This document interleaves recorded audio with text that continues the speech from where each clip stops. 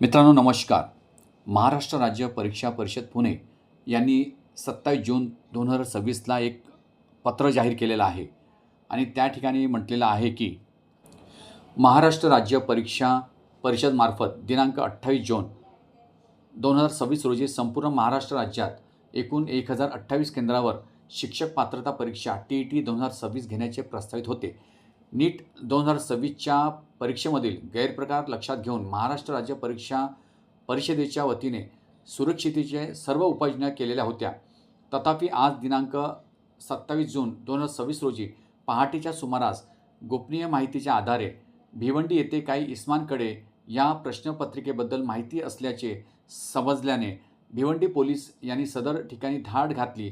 यानंतर तपासणीसाठी महाराष्ट्र राज्य परीक्षा परिषदेच्या अधिकाऱ्यांना बोलावून तातडीने पडताळणी केली असता सदर इस्मांकडे शिक्षक पात्रता परीक्षा TET जून 2026 परीक्षेच्या प्रश्नपत्रिकेतील काही प्रश्न समान असल्याचे आढळून आल्याने भिवंडी पोलीस ठाण्यात गुन्हा नोंदविण्यात आलेला आहे. सदर परिस्थिती लक्षात घेता दिनांक 28 जून 2026 रोजी आयोजित करण्यात आलेली शिक्षक पात्रता परीक्षा TET पुढे ढकलण्यात येत आहे.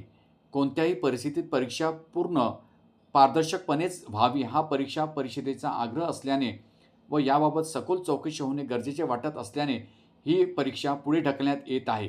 शिक्षक पात्रता TET परीक्षेबाबत अद्ययावत माहिती महाराष्ट्र राज्य परीक्षा परिषदेच्या वेबसाईटवर प्रसिद्ध करण्यात येईल, असे माननीय आयुक्त महाराष्ट्र राज्य परीक्षा परिषद पुणे यांनी पत्र काढलेले आहे.